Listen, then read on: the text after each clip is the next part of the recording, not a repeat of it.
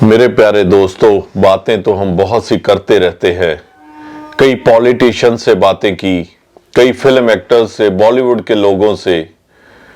तो हमने time time पे कई उन लोगों से बातें की जिनको शायद आप सीधे तौर पे नहीं जानते, लेकिन इस सोसाइटी के लिए उनकी बहुत ही बड़ी देन है। तो एक शख्स जिनके बारे में मैं काफी समय से सुन रहा था, उनकी इंटरव्यूज भी पंजाबी में आई थी, तो आज मेरा मन इसीलिए किया कि हिंदी में एक इंटरव्यू की जाए, तो दुनिया में जो हमारे इंडियन लोग बसते हैं उन तक उनकी बात को पहुंचाया जाए। उनकी बात पहुंचाने के काबिल तो मैं है भी नहीं, लेकिन जो उनकी लाइफ जर्नी है उसको हम प्यारी कहें, मोटिवेशनल कहें, मुझे कुछ समझ नहीं आ रहा। हम जब उनसे बातें करेंगे और जो इस इंटरव्यू का कंक्लूजन होगा वो आपके हाथ में होगा, उसको आप कमेंट में बताएं कि ये शख्स कितना प्यारा है और इसकी काबिलियत क्या है और इसने कहां से लेके जिंदगी को किस दौर पे लेके आ गया है। मैं आपको तारुफ करवा रहा हूं हमारे प्यारे मनदीप गौड़ जी से। स्वागत जी मनदीप जी। सर, दुनिया भर के दोस्तों को मेरा सलाम जी। मनदीप जी, जैसे मैंने इंटरव्यू स्टार्ट करते करते मैं थोड़ा इसमें घटिया इंसान बोल सकते हो कि कह देता हूं कि मेरे शायद 50-100 व्यू आए, लेकिन जो मेरे देखने वाले, चाहने वाले होंगे वो बहुत प्रेशियस लोग होंगे जी, जैसे आप प्रेशियस हो। नहीं, आपकी जर्रा नवाजी है ये तो। जरा नवाजी ये है कि आपकी जो स्टोरी है वो वायरल हुई पीछे। मैं आज इस स्टोरी को एक दूसरे मोड़ पे लेके जाऊंगा। कई लोगों ने इस स्टोरी को मतलब ऐसे किया कि पीटी के तौर पे, क्या है ना, तर्ज के तौर पे आधारित लोगों को बताया कि एक लड़का, हाँ जी, सुंदर सा लड़का, स्मार्ट सा लड़का किसी गलती के कारण जेल चला गया, है ना जी। उसका कोई कसूर भी नहीं था, है ना, ये भी जी, उसमें दिखा। लेकिन हम आपको तर्ज के आधार पे लोगों के सामने पेश नहीं करेंगे। उस दलदल से निकल के जी, अगर कोई बंदा आज के टाइम में, गौर साहब जी, एग्जाम देता है, उसकी एक्सपेक्टेशंस होती हैं 90% मार्क्स जी, उसके अगर 85 भी आ जाते हैं, हमने उन लोगों को सुसाइड करते देखा है जी। आप समझ रहे हो मेरी बात को? जी जी सर, समझना। तो अगर एक बंदे को बिना कसूर के जेल होगी तकरीबन 9 साल, जी, सही बोल रहा हूं मैं जी, तकरीबन 9 साल की जेल होगी, लेकिन उसने कभी ना तो गम किया खुद के साथ, ना गम किया उसके साथ। ये कारण क्या है? इतनी पावरफुल एनर्जी आप में? जी, मैं ना पढ़ाई के संपर्क में आया जी।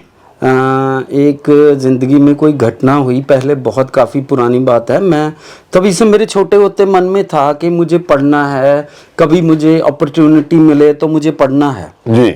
एक बार क्या हुआ, मैंने पहले रेफ्रिजरेशन एयर कंडीशनिंग की ITI की थी जी। तो उसके बाद मैं यहाँ नाभा में Smith Kline Beecham consumer health care नाम से एक कंपनी है जो हाँ जी, ब्रिल क्रीम बनाती है, बूस्ट बनाती है, हॉर्लिक्स बनाती है। तो उसमें मैं ट्रेनिंग करता था अपनी जी, R&D सेंटर में। मैं कंप्रेशर के नीचे लेटा हुआ था, तो ऐसे नट बोल्ट्स कस रहा था। तो मैंने दूर से देखा कि एक जो लड़की जो पुराने टाइम में मेरी मतलब बचपन में साथी रही थी, हम लोग साइकिल इकट्ठा चलाते थे, तो उसको देख के ना मुझे शर्म आई और मैं ना पूरे का पूरा उसके नीचे सरक गया, मतलब कंप्रेशर के नीचे। हाँ। तो वो मैंने देखा कि अच्छा, उसने वाइट कोट पैंट पहना हुआ, MBA करने के बाद ट्रेनिंग पे आई थी वो जी।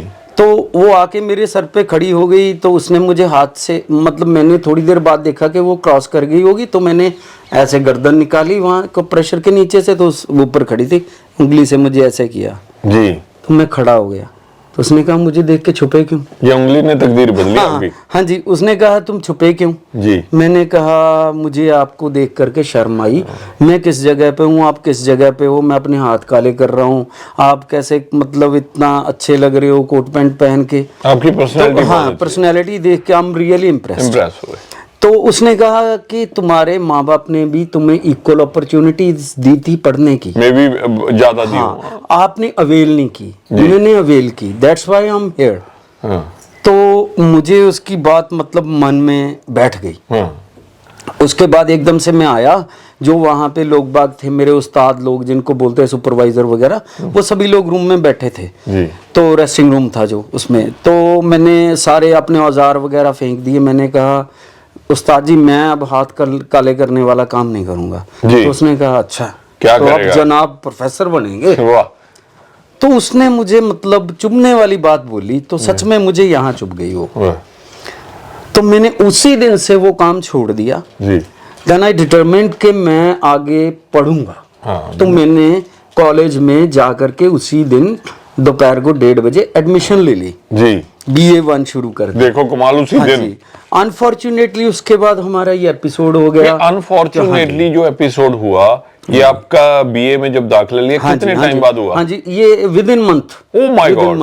देखो कुदरत को आप भी मानते हो। देखो कुदरत को आपकी पढ़ाई उस टाइम मंजूर नहीं थी, जब मंजूर थी तब, है ना? हाँ जी। तो जब फिर मैं उसके बाद अंदर गया, तो हमें जो एक ASI भला मानस था जो हमें छोड़ने जा रहा था फर्स्ट डे। हाँ जी, फर्स्ट डे कोर्ट से जेल छोड़ने जा रहा था। तो उसने मुझे कहा छोटे भाई वहाँ पे तुम्हें काफ़ी टाइम लगेगा, तो तुम लोग ऐसा करना, तो वहाँ पे एक रूम होता है, उसको सेल बोलते हैं, चक्की बोलते हैं हिंदी में, तो आप लोग वहाँ पे बैठ के ना रियाज करना, तो आप बहुत अच्छे सिंगर बन के निकलो। वाह वाह। हाँ। मैंने कहा ये बड़ा भाई समझा रहा है अपने ढंग से, उसको कोरिलेट हो गया सारा। तो मैंने अपने कॉन्टेक्स्ट में समझा उसको। हाँ, लेकिन मैंने उसकी बात पल्ले बांध ली। तब रिसेंटली तो मैं उसके ना बिल्कुल उसके बाद ही मैंने एक कोट पढ़ी जी, adversity causes some men to break, others to break the records. वाह। तो मेरे दिमाग में वो बात छप गई। वाह। और मैंने कहा कि हिंदी भी अनुवाद कर दीजिए आप लोगों के लिए। कुछ लोगों को मुसीबतें तोड़ देती हैं, कुछ लोग मुसीबतों के दौरान रिकॉर्ड तोड़ देते हैं। रिकॉर्ड वही लोग बनाते हैं ना। जी। तो आप जो एपिसोड बता रहे हो, आपका वो बात बहुत मशहूर है, आपको भी पता है, जो आपका केस हुआ, उस केस के बारे में एलैबोरेट कीजिए प्रॉपरली कि क्या हुआ, कैसे हुआ वो वाकया। वो उसको बोल सकते हैं कि कई बार क्या होता है, कुछ लोग, हम लोग ऐसे लोग जो बच्चे हैं, है ना, किसी मतलब बुरी संगत में फंस जाते हैं। हमारे माँ बाप जो हैं हमारे भले के लिए रोकते हैं, क्योंकि उनका हमसे ज्यादा एक्सपीरियंसेस होते हैं दुनियादारी के बारे में, वो रोकते थे। तो मैं ऐसे ही मतलब लड़कों के साथ घूमता था, तो ऐसे ही मैं किसी के साथ मतलब किसी के झगड़ेबाजी वाली जगह पे चला गया। वहां पे जाके मिसफॉर्चुनेटली ये इवेंट हो गया, उस लड़के ने किसी को मतलब कुछ चाकू वगैरह मार दिया। लेकिन हम पहुंचे उसके बाद थे, उसकी डेथ हो गई। तो हम उसके बाद पहुंचे, तो हमें भी इन्वॉल्व, मतलब उन्होंने समझा ये भी उसके साथी हैं। तो इस तरह से मुझे उसमें कॉमन इंटेंशन के कारण सजा हो गई। इसको बहुत बड़ी बात एक सुनी है हमने आपके बारे में, ऑफ द कैमरा सुनते हैं, काफी बार सुन चुका हूँ। मेरे एक बहुत अच्छे अजीज फ्रेंड है फिल्म लाइन से, नवतेज सिंह जी, वो मुझे बता रहे थे कि इसी दौरान आपका एक लड़की से प्यार पहले था, जब वो बाद में हुआ? फिर मैं उसको बता। पहले था, मेरी वाइफ जो है, अच्छा, वो उसके साथ मेरा प्यार था। हाँ। तो तकरीबन हमारा कितना टाइम हो चुका था उस टाइम? जी, उस समय हमारे अफेयर को तकरीबन साल एक हुआ था। तो उसने मेरा साथ कभी नहीं छोड़ा। नहीं, मैं इसको ना जो लव स्टोरी आपको शुरुआत में बोला, तो इसको लव स्टोरी के तौर पे मैं लोगों को ना कि प्यार क्या चीज होती है, क्योंकि आपको भी पता है आप धार्मिक बंदे हो और रिलीजन फील्ड से आप जुड़े हुए हो, है ना? जी सर। तो मेरा मकसद सबसे बढ़िया ये है कि बताने का कि आज भी प्यार जिंदा है। इसको पूरी अच्छी तरह आप वो जो लड़की है उनका नाम बोलना चाहोगे? जी, उनको समर्पित, क्योंकि आज जी ये मेरी वाइफ को डेडिकेटेड समझिए। ये इंटरव्यू उनको डेडिकेटेड है, मैं खुद कह रहा हूँ। जी बिल्कुल, मेरी लाइफ ही उनको डेडिकेटेड है, यही कह रहा हूँ। तो मेरी वाइफ का नाम है रितु जी। वो मतलब हम लोग एडोलसेंट थे, तो हम लोगों की फ्रेंडशिप हुई उस समय। रितु जी क्या कर रहे थे उस टाइम? जी वो उस समय वो भी पढ़ती थी, मैं भी। अच्छा, वही कॉलेज में थे? जी, वो भी स्टूडेंट थी, मैं भी स्टूडेंट था। तो एक महीने मतलब आप इकट्ठे वो एज ए स्टूडेंट? हाँ, एक साल हम एज ए स्टूडेंट। पर आप कह रहे हो कि एक महीने बाद ये एपिसोड हो गया? नहीं, वो महीना बाद मतलब कॉलेज के एपिसोड के बाद हुआ। हम लोग एक दूसरे को 1 साल पहले से जानते थे, किसी स्कूल में। हाँ जी, वही। तो वो जब आपका प्यार उस टाइम, फर्क है आज के और पुराने जमाने में, वो सच्चा प्यार थोड़ा दिखता भी है, आज तक कायम भी होता है। जी। तो आप उसके बाद जेल चले गए जी, है ना? जी। तो आपको कब पता चला कि हमारा प्यार अभी कायम है? वो जब चलता कैसे रहा वो देखिए सर, वो मेरी वाइफ मुझे जेल में मिलने के लिए उसने मेरी तकरीबन 857 मुलाकातें जेल में की। आपसे मिले? जी, इतनी बार। कितनी देर बाद गए जब आपको जेल हुई? जब मुझे जेल हुई तो वो विद इन वीक अच्छा, वहाँ पे फर्स्ट आई। ही? जी जी जी। तो सबसे पहले वहां मिलने वाले वही थे? जी, मैं सोचता था कि ऐसी जगह पे तो अपने जो ब्लड रिलेशन, माँ बाप भी कहते हैं कि बाद में आएंगे 15 दिन में ना, या कोई सिस्टर है या कोई भी है ना, वो साथ छोड़ के भाग जाते हैं। जी जी जी, तो बिल्कुल वो सच। उसको देख के मुझे मतलब सडनली आई रियलाइज्ड कि कुछ तो ऐसा है हम लोगों के बीच में। 857 टाइम्स आपको याद भी है सारा? जी सर, वो नोटेड है, मैंने नोट करके रखा। आप नोट करते रहते थे? जी, वही फला तारीख को आई, फला तारीख को इतना आई, टाइम रुके? फला तारीख को मैंने उसको, जो उसने मुझे लेटर्स भेजे, मैंने उसको लेटर्स जो भेजे, तो उसको सभी को मैंने पढ़े हमारे पास सारे? जी सर, संभाल के रखे हुए हैं। जी। तो उन सभी लेटर्स को, उसकी और मेरी इच्छा है जब हम बूढ़े हो जाएंगे तो हम उसकी एक बुक छपवाएंगे, तो हम अपने दर्शकों को वो दिखा भी पाएंगे? जी, वो मैं अलग से, मेरे पास वीडियो बनाई हुई है उसकी, तो मैं वो आपको जरूर भेजूंगा। नेक्स्ट, क्योंकि आपसे ऑफ द कैमरा जब मिले हैं तो आपकी एक इंटरव्यू से काम नहीं बनना सर, एडिट करके आप उसको क्लिप को इसमें डाल सकते हैं। कभी ना कभी हम उन चीजों को डालना चाहेंगे, तो साथ में इसको जोड़ना चाहेंगे। जी। तो पहली मुलाकात याद है आपको? जी, जब जेल में? सभी जेल में वो बताइए एक बार, वो एपिसोड जब आए आप सोच रहे थे क्या हुआ? वो फर्स्ट टाइम आई तो आपको किसने बताया वहाँ? जी जी, वो तो प्रोसेस होता है, प्रोसेस के थ्रू एक ही ये होता आएंगे है ना? हाँ जी जी, ये आपका नंबर है जी, ये नंबर है, ये आपका गेस्ट आया है, इंटरव्यू बोलते हैं यहाँ। अच्छा, उसी टाइम ठीक है। तो उन्होंने बताया कि आपका जो गेस्ट है मीटिंग के लिए आए हैं, तो ये उनका नाम है रितु। तो मैं मतलब बहुत चौंक गया देख के कि बड़े बड़े जो करीबी बताते हैं खुद को भाग जाते हैं ऐसे समय में, वो मामा चाचा। हाँ जी। तो वो आके बैठी, तो उसने मुझे कहा कि आप घबराना मत, मैं हमेशा आपके साथ हूँ। क्या डाला हुआ था उस दिन, याद है? येलो कलर का सूट डाला था, जैसे हमारे पंजाबी सूट है ना, कभी नहीं, हाँ, भूल नहीं सकोगे ना आप, है ना? तो आप रोए उस दिन? नहीं, चलो खुशी के आंसू बोल सकते हैं। हाँ। तो मुझे एक्सपेक्टेड ही नहीं था। बाद में मिस भी करते रहे हो गया ना? हाँ जी हाँ जी। तो एक बात बताइए, इतना लंबा तो उसने समय, कुछ एक मुझे स्पेशल बात भी कही जिसने मेरी लाइफ में काफी चेंज फर्स्ट डे क्रिएट की। तो उसने कहा मुझे कि देखिए, अभी आपको ये इम्प्रिजनमेंट हो गई है, तो मैं आपसे बस एक ही बात कहना चाहूंगी कि दुनिया में सभी लोग जो हैं तो वो खाने पीने, शादी रचाने, बच्चे पैदा करने और मर जाने के लिए पैदा नहीं होते। तो उन कुछ लोगों की लाइफ जो होती है वो पर्पसफुल होती है, उसका एक पर्पस होता है जी, हर बंदे का ही। हाँ, अभी आप इस बात को रियलाइज नहीं कर पाओगे, लेकिन सर्टेनली आपकी लाइफ का कोई पर्पस है जो आपके साथ ये हुआ है, तो आप इसको आप गोल्डन अपॉर्चुनिटी में चेंज कर सकते हो। वाह, इस टाइम को, एक जेल को भी ऐसी बोलना, कितनी हिम्मत चाहिए। बिल्कुल, she inspired me a lot. तो आपने उसी टाइम आपकी लाइफ चेंज होनी शुरू हो गई ना?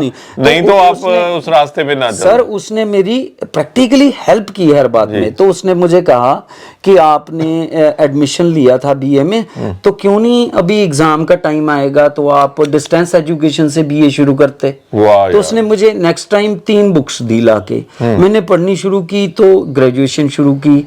मेरे अच्छे मार्क्स आए, फर्स्ट ईयर में मैं कम टाइम पढ़ा, 58% आए। फिर नेक्स्ट टाइम थोड़ा बेटर, ज्यादा पढ़ा, ज्यादा टाइम डिवोट किया, तो मेरे 62% मार्क्स आए। तो नेक्स्ट टाइम उससे भी मैंने बहुत ज्यादा पढ़ना शुरू किया, तो मेरे 69% मार्क्स आए। ओवरऑल परसेंटेज मेरी जो है तकरीबन 66.5 के करीब चली गई। तो फिर पोस्ट ग्रेजुएशन के अंदर उसने मुझे बहुत, उसकी तब यूनिवर्सिटी में एडमिशन हो गई थी, उसने भी पीजी शुरू कर दी। तो वो लाइब्रेरी से अपने कार्ड पे बुक्स लेके आती, बहुत अच्छी अच्छी जो मुझे मोटिवेट करें। तो जैसे कि हम बोलते हैं मोटिवेशनल बुक्स, जैसे नील डोनाल्ड वॉल्श की, द अल्केमिस्ट पॉलो कोएल्हो की, तो कन्वर्सेशंस विद गॉड जो है वो। आपकी इंग्लिश कैसे अच्छी होगी कि आप इंग्लिश बुक्स पढ़ने लगे? मैंने मेहनत की, वहाँ पे मेरे एक फ्रेंड थे। एक बात मानते हो, आपके लोग कहते हैं कि बड़ी बड़ी जगह जाके ट्यूशनें रखें, ये करें वो, इसके बारे में मैं आपको एक चीज बताता हूँ स्पेशल, बहुत मतलब दैट्स वेरी ह्यूमरस। तो मेरे एक फ्रेंड थे, उनको मैं लाडी पाजी बोलता था। तो हाँ जी, तो मैंने उनसे पूछा एक दिन कि पाजी आपकी इंग्लिश इतनी अच्छी क्यों है, कहाँ से सीखी आपने इतनी अच्छी?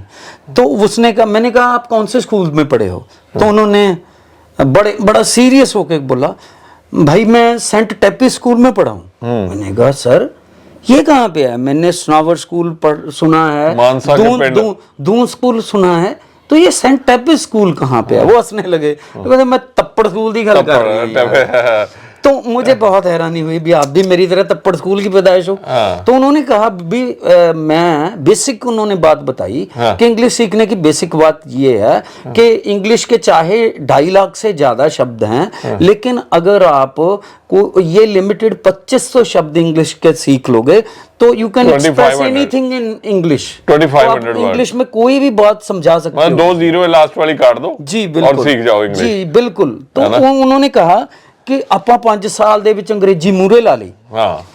तो मैंने आगे आगे भगा ली 5 साल में इंग्लिश। तो तुम भी भगा सकते हो। फास्ट कर लिया आपने भी। जी, तो मैंने भी जो है ट्राई करना शुरू किया, अपनी वोकेबलरी को इंक्रीज किया, और भी चीज़ों पे कोटेबल कोट्स मेरे फेवरेट थे, इंग्लिश पोएम्स, इंग्लिश लिटरेचर की बुक्स, मोटिवेशनल बुक्स। तो नॉवेल्स मैंने सिडनी शेल्डन के सभी नॉवेल्स पढ़े, तो मैंने पॉलो कोयलो के सभी नॉवेल्स पढ़े, तो रॉबिन शर्मा के नॉवेल्स पढ़े, तो नील डोनाल्ड वॉल्श की बुक्स पढ़ी, it's always possible Shiv Khera की बुक पढ़ी, मतलब ऐसी बहुत सी, नेल्सन मंडेला की ऑटोबायोग्राफी पढ़ी, किरण बेदी मैम की ऑटोबायोग्राफी पढ़ी, सबकी। आपकी लाइफ वहाँ कैसी थी, क्या क्या एक्टिविटीज होती थी? सब वहाँ पे भी टोटल जो मैं आपको बिल्कुल सच बताता हूँ, आपकी एक्टिविटीज।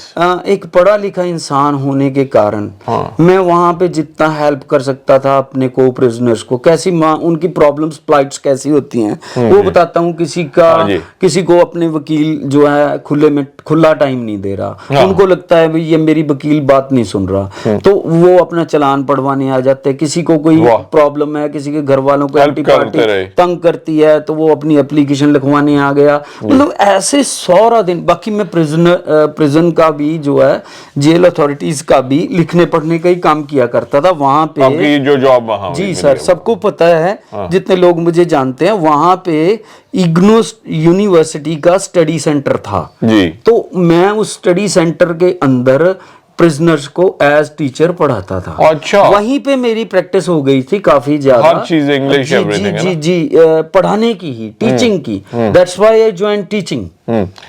तो आपको ये टीचिंग का शौक उसी एक वर्ड से पड़ा जो आप कह रहे हो, जो लड़की आई कोट डाल के, है ना, वहीं से आपके मन में आया कि मैंने भी कोट अच्छे डालने हैं, है ना, ब्लेजर डाल के घूमना है ना? तो ये चलता रहा दौर। कभी आपको लगा नहीं कि रितु मैम आपकी का साथ छोड़ देंगे? कभी मन में आया?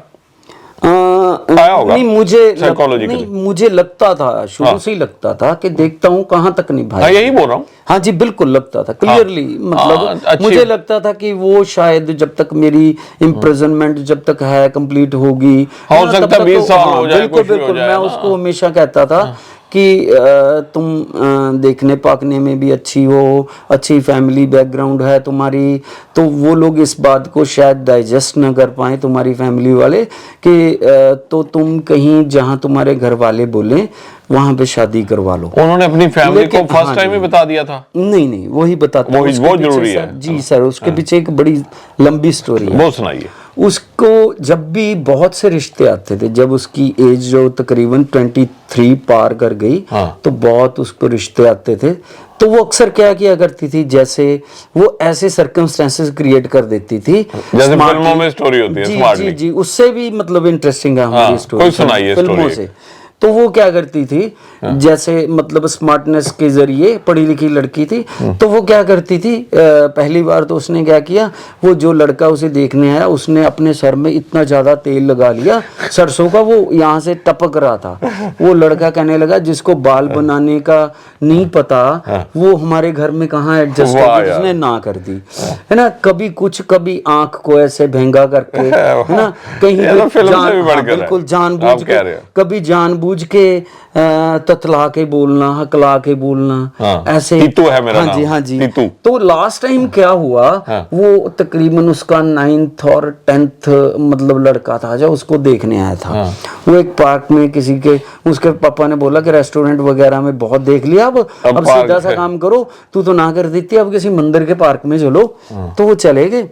तो उसने लड़के के पेरेंट्स ने कहा कि आप लोग अकेले में बात करो। तो उसने कहा कि देखिए, मैं आपसे, मेरा किसी से अफेयर है, मेरे दिल में कोई बसा हुआ, मैंने तो उसी से शादी करनी है, तो आप अपनी उम्मीदें मत पालो। तो मैं मतलब आप ना कर दो, मैं अपने पेरेंट्स को ऐसे नहीं बोल सकती, आप ना कर दो।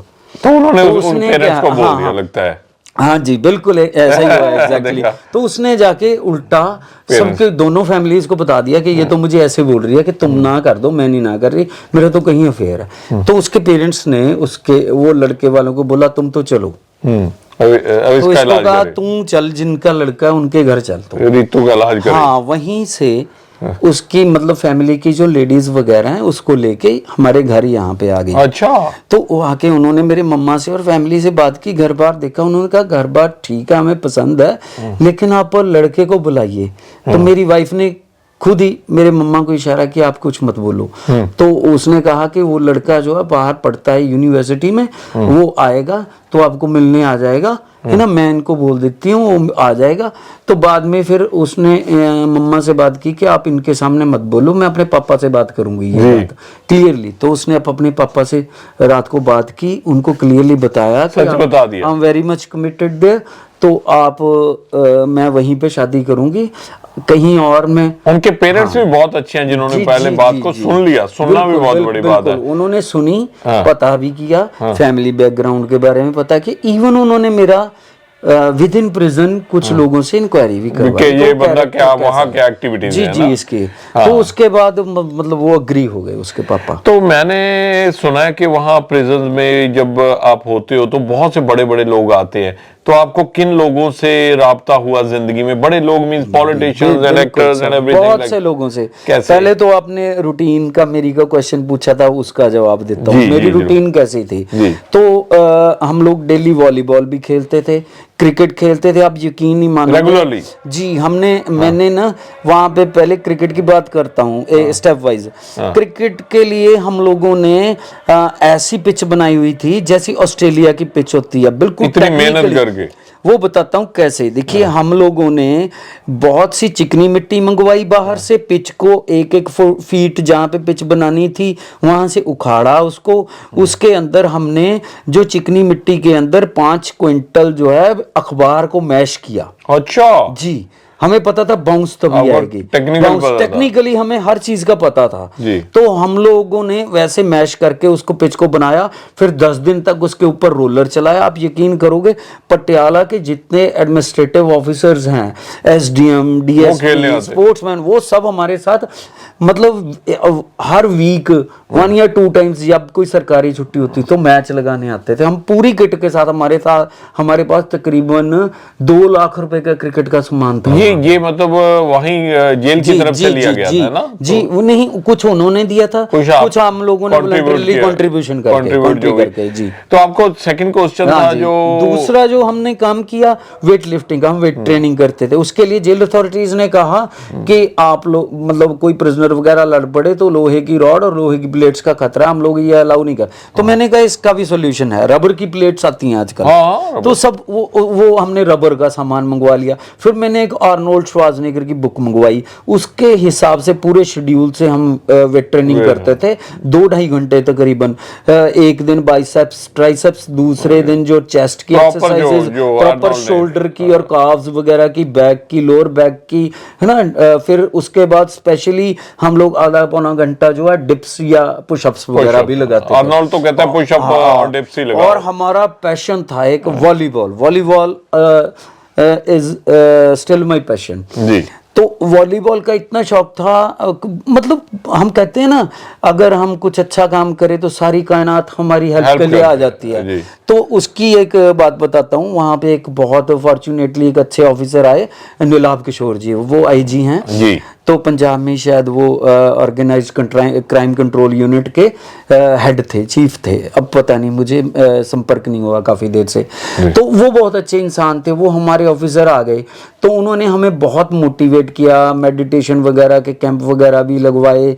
तो उन्होंने हमारे लिए, देखिए कैसा कोच, जो इंडिया की टीम का प्लेयर था वो हमारे कोच थे प्रितपाल सिंह पाली फ्रॉम बड़बर जी, वो इंस्पेक्टर हैं अभी विजिलेंस के, शायद विजिलेंस में हैं कहीं, संगरूर डिस्ट्रिक्ट से। जी जी, बहुत बढ़िया इंसान जी, बहुत अच्छे स्पोर्ट्समैन। उन्होंने हमें वॉलीबॉल सिखाई। आप देखो, हमें फॉर्चुनेटली वहाँ, देखिए वहाँ कैसे हो सकता है, मुझे मेडिटेशन भी जो है श्री श्री रविशंकर ने सिखलाई, वो आ गई आर्ट ऑफ लिविंग वहाँ पे। कई बार क्या होता है, हम बाहर नहीं उन लोगों से मिल पाते, जो लोग अंदर चल के हमारे पास आ जाते, खुद आ गए। देखो, खुद आ गए। देखिए, ये आप मानते हो डेस्टिनी का खेल है? जी जी जी, पॉजिटिवली आप देखिए, पॉजिटिवली लॉ ऑफ अट्रैक्शन जिसको हम बोलते हैं, हम चाहते हैं जिसको वो मिल जाता है ना, जो कहते हैं। जी बिल्कुल। अभी मैं ये बुक पढ़ रहा था, एक पंजाब के हमारे अपने कोई यंग लड़के हैं, गुरप्रताप खेरा।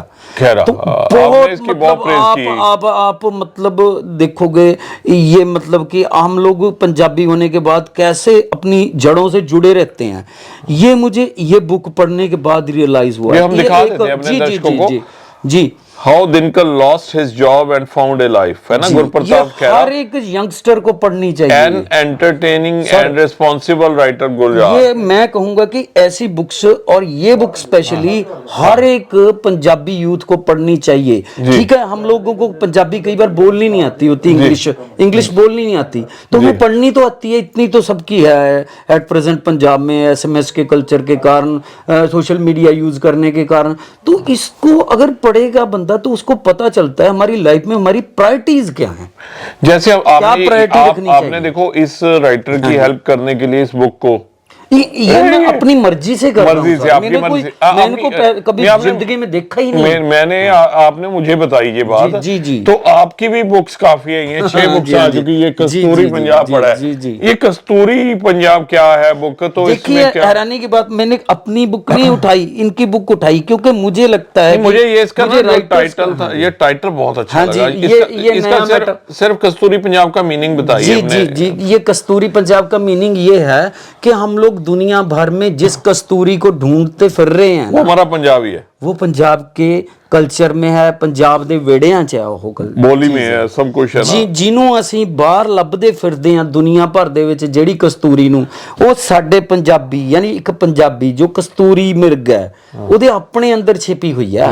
ਜਿਹੜੇ ਸੁੱਖ ਨੂੰ ਉਹ ਬਾਹਰ ਭੱਜਦਾ ਲੱਭਦਾ ਫਿਰਦਾ, सहूलतां ਨੂੰ। पंजाबियों की एक यही कल्चर से प्यार होता है। देखो, हम हिंदी में बात करते करते पंजाबी पे उतर आते हैं ना, रोज ही ऐसे ही होता है ना। जी बिल्कुल। तो मैं एक इंटरव्यू पहले भी कर रहा था जी, तो उसमें भी ऐसे ही हुआ। तो जैसे आपने अपना वहां का एक्सपीरियंस बताया जेल का, है ना, तो वहां आपको किस चीज ने सबसे ज्यादा इम्प्रेस किया और किस चीज ने सबसे ज्यादा दुखी किया? सर, जो मुझे इम्प्रेस किया वो मुझे बुक्स नहीं किया। देखिए, बुक्स से मुझे मोटिवेशन मिली। जो जिस चीज़ ने मुझे दुखी किया सबसे ज़्यादा, वो मैं एक एपिसोड आपको बताता हूँ। हम लोग, देखिए मेरा जो वर्स्ट एक्सपीरियंस है वहाँ पे क्या है, हम लोग डॉक्टर्स को बहुत रिस्पेक्ट करते हैं, हेल्थ वर्कर्स ने जो उनका कंट्रीब्यूशन है कोविड के दौरान, आई salute that, really salute that. तो लेकिन वहां पे अनफॉर्चुनेटली लगा लीजिए, मुझे जो सबसे बुरा शख्स मिला वो मेडिकल प्रोफेशन से ही थे। वहां पे एक डॉक्टर थे। देखिए, जो लोग कोई कसूरवार हैं जेल में, जो लोग बंदी हैं, प्रिजनर्स हैं, उसका फैसला करने का हक तो कानून को, कॉन्स्टिट्यूशन को, कोर्ट को है, तो किसी दूसरे को तो नहीं। तो एक तो वहां पे जो डॉक्टर था, एक स्पेशली करमजीत करके उसका नाम था, तो वो एक वहाँ पे जो फीमेल वार्ड होता है, तो उसके अंदर उसकी ड्यूटी थी। तो एक किसी लड़की ने कहा कि उसको कोई प्रॉब्लम हुई ड्यूरिंग मेंस्ट्रुअल साइकिल्स, तो उसकी ब्लीडिंग वगैरह हुई होगी। तो उसने कहा कि सर मुझे बहुत वीकनेस है, आप मुझे ये ताकत का इंजेक्शन लगा दो, मल्टीविटामिन का। तो मतलब बात वो बोलते हुए मुझे शर्म आती है, आपको भी घिन आएगी। क्या बोला? कोई बात नहीं, कहा कि लोगों को इंजेक्शन तो मैं तुम्हें 9 महीने वाला लगाऊंगा अब। अच्छा, तो मतलब देखो, किसी के कलयुग, मैंने आपको स्टार्ट किया जहां से, कलयुग के टाइम में हमें देखो अच्छे लोग भी मिलते हैं, ऋतु जैसे, ठीक है ना। उधर अगर हम कंपेयर करते हैं उसी जगह से एक आपकी आंखों में आंसू आ गए, तो एक ऐसा डॉक्टर कि जो किसी नाजायज समय में नाजायज फायदा उठा रहा है ना।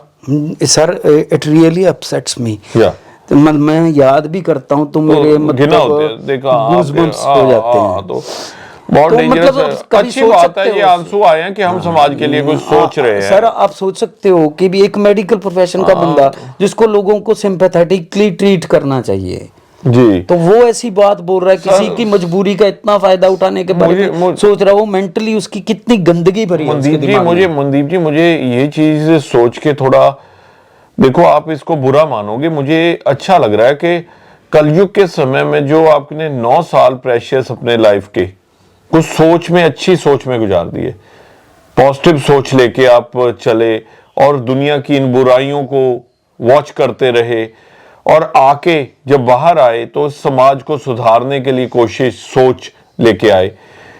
तो आपने जब इतनी स्टडी कर ली तो आजकल आपका क्या है, क्या काम कर रहे हो? आप प्रोफेसर हो शायद? जी मैं सर पंजाबी यूनिवर्सिटी के नेबरहुड कैंपस में रामपुरा फूल में पढ़ाता हूँ। तो मेरा मेनली टारगेट हमेशा यही रहता है, जो हमारे स्टूडेंट हैं, जो जितने भी बैचेस मैंने पढ़ाए हैं, तो मैं तकरीबन मेरी पीएचडी कंप्लीट होने के बाद ही मेरा वर्ल्ड रिकॉर्ड है, जो प्रिजन के अंदर मैं फर्स्ट प्रिजनर हूँ जिसने ऑल ओवर द वर्ल्ड, जिसने पूरी अपनी बीए से लेकर के पीएचडी तक की सारी एजुकेशन जेल में की है, जिसने एक महीना भी जाया नहीं किया, सारी एजुकेशन मतलब सारा टाइम एजुकेशन ली। तो वहां पे बंदियों को पढ़ाया भी। तो आने के बाद विद इन 1 मंथ अच्छा मैंने एज टीचर ज्वाइन कर लिया था।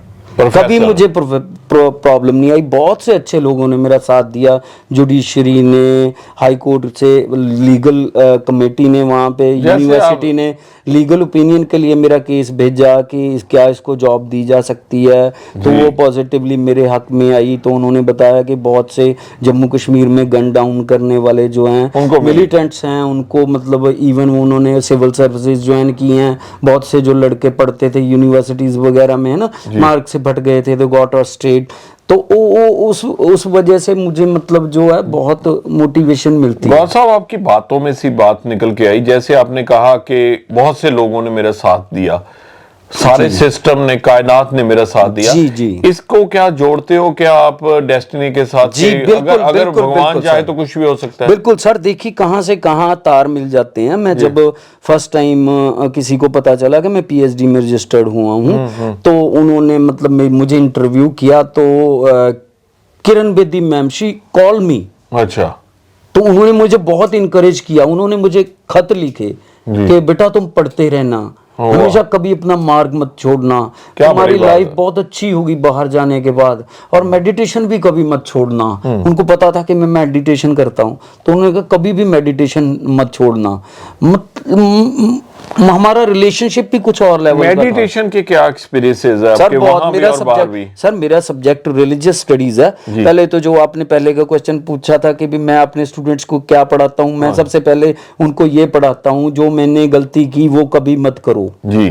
अपने पेरेंट्स तुम्हारे कुछ कहते हैं, तुम्हारे भले के लिए कहते हैं, कभी भी ऐसा मत करो, उनकी बात को इग्नोर मत करो, हमेशा वेटेज दो उनकी बात को। अगर वो कुछ कह रहे हैं तुम्हें गलत संगत में मत जाओ तो मत जाओ, अगर करोगे तो फिर मेरी तरह टाइम खराब करने के बाद समझोगे जी, ये गलती मत करो, पहले ही समझ जाओगे। मेरा सब्जेक्ट जो है रिलीजियस स्टडीज है, तो उसका जो मेरे पास पीजी की क्लासेस हैं, पोस्ट ग्रेजुएशन की, है ना, रिलीजियस स्टडीज पढ़ाते हैं हम, Semitic religions, comparative study of religions, spirituality. तो मेडिटेशन मैं इसलिए करता हूँ क्योंकि मेरा सब्जेक्ट भी, जब मैंने वो चीज़ जो मैं पढ़ाता हूँ खुद ही एक्सपीरियंस नहीं किया मैंने, अगर सोल के बारे में, आत्मा के बारे में, परमात्मा के बारे में, तो मैंने मतलब ये जाना कि दुनिया भर में हम लोग कोई गॉड कहता है, कोई उसको, जैसे बुद्धा है वो गॉड को नहीं मानते, वो उसको एक यूनिवर्सल सिस्टम कहते हैं, है ना, एक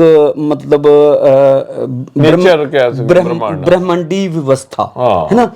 तो जो लोग कम्युनिस्ट हैं या सोशलिस्ट हैं, हम लोग कहते हैं कि वो गॉड को नहीं मानते, वो तो हमसे अच्छी तरह ज़्यादा मानते हैं, वो तो पर वो सोसाइटी को मानते हैं, है ना, सोसाइटी को सुप्रीम मानते हैं, सिस्टम डिफरेंट है। जी जी, सोसाइटी को सुप्रीम मानते हैं। तो इट मीन्स वो तो सोसाइटी के हर एक ह्यूमन बीइंग के अंदर गॉड को, जिसको आप गॉड कहते हो, उसको मानते हैं, सबको इंपॉर्टेंस देते हैं। तो मैंने देखा है जिसको हम गॉड कहते हैं या रिलीजन कहते हैं, वो हमसे बेटर जो चीज है, जिसको हम सब अपने से बेटर मानते हैं, collective consciousness is called God, collective consciousness is called supreme being, collective consciousness is called God, supreme reality, है ना, पार ब्रह्म, इसी को बोल सकते हैं, इसी को यूनिवर्स बोल देते हैं हम।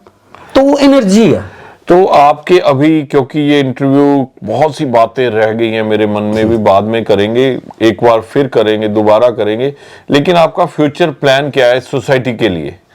सर मैं लिखता हूँ कंटिन्यू, मैं मेरे आर्टिकल्स भी न्यूज़पेपर्स में आते हैं, बुक्स भी लिखता हूँ। अभी मैंने ये पंजाबियां दे ਲਈ, मतलब अपने पंजाबी वीरां ਲਈ पहला भी बुक लिखी थी, ये स्पेशली पंजाबी भाईचारे लिए लिखी है, मतलब पंजाबी भाईचारे के लिए ये स्पेशली लिखी है।